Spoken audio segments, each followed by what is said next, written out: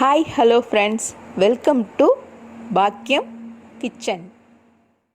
இன்றைக்கி நம்ம பாக்கியம் கிச்சனில் ஒரு டேஸ்டியான ஒரு சட்னி ரெசிபி தான் பார்க்க போகிறோம். எப்பவும் ஒரே மாதிரியாக செஞ்சிட்ருக்கிறதுக்கு பதிலாக இந்த டைப்பில் ஒரு புதுசான ஒரு சட்னி நம்ம இப்போ செய்யலாம்.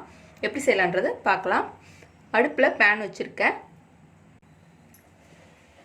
4 டேபிள் ஸ்பூன் அளவுக்கு எண்ணெய் சேர்த்துக்கலாம்.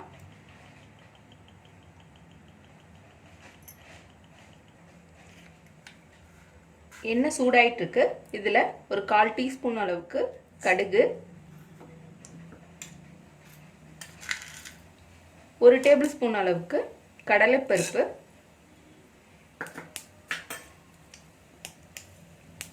4 பல் பூண்டு, 1 துண்டு இஞ்சி,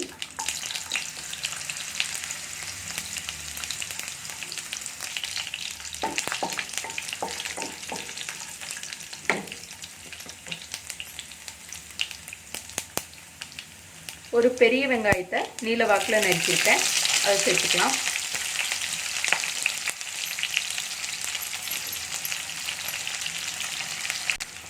வெங்காயம் நல்லா வதக்கிட்டு இருக்கு. இப்போ இதில் நான் 2 மீடியம் சைஸ் தக்காளியை கட் பண்ணி சேர்த்துக்கிறேன். தக்காளி சேர்த்து நல்லா அதை மிக்ஸ் பண்ணிக்கலாம்.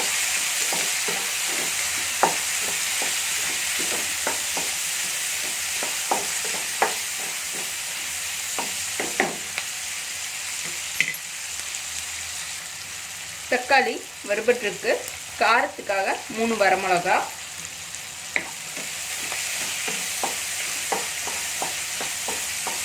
இது வந்து நான் 3 பேருக்கு அளவாக செய்கிறதுனால 3 வரமிளகா போட்டிருக்கேன்.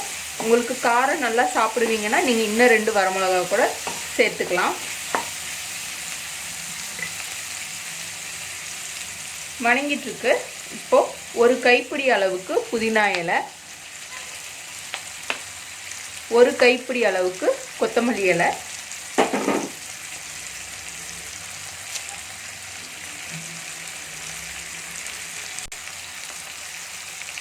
சேர்த்து நல்லா இப்போ இதை நம்ம மிக்ஸ் பண்ணிக்கலாம். இந்த சட்னி வந்து உங்களுக்கு எல்லா டேஸ்ட்டுமே இருக்கும்.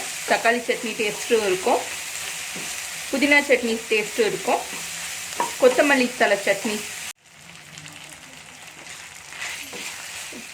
தேங்காயை துருவி சேர்த்துக்கலாம். இது வந்து பார்த்திங்கன்னா உங்களுக்கு 1 ஸ்பூன் அளவுக்கு தான் வரும் நான் காமிச்ச தேங்காய். தேங்காய் துருவல் சேர்த்து நல்லா இதை மிக்ஸ் பண்ணிக்கலாம். இதில் ஒரு சின்ன நெல்லிக்காய் அளவு புளி சேர்த்துக்கலாம். புளி சேர்த்து நல்லா எல்லாத்தையும் ஒன்றா மிக்ஸ் பண்ணி நல்லா இதை நம்ம கிளறிக்கலாம்.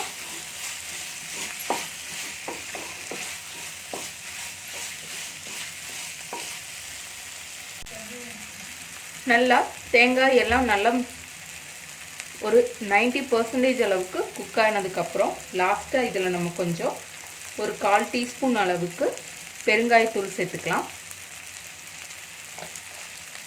பெருங்காயத்தூள் சேர்த்துட்டு நம்ம அடுப்பை ஆஃப் பண்ணிவிட்டு இதை நல்லா மிக்ஸ் பண்ணிக்கலாம். இப்போது இதை நல்லா நம்ம இப்போது ஆற வைக்க போகிறோம். ஆற வச்சு மிக்சியில் சேர்த்து நல்லா வலுவலுன்னு அரைச்சி எடுத்துடலாம். இதை மிக்சி ஜாரில் சேர்த்துட்டேன். இப்போது சட்னிக்கு தேவையான அளவு உப்பு சேர்த்துக்கலாம். லாஸ்ட்டாக உப்பு சேர்த்ததுக்கப்புறம் இப்போ இதை நம்ம அரைச்சி எடுக்க போகிறோம். சட்னி அரைச்சாச்சு. இப்போ இதில் 1 டீஸ்பூன் அளவுக்கு கடுகு, கருவேப்பிலை தாளித்து சேர்த்துக்கலாம். லாஸ்ட்டில் கடுகு கருவேப்பிலை தாளித்து சேர்க்குறது இன்னும் நல்லா டேஸ்ட்டாக இருக்கும்.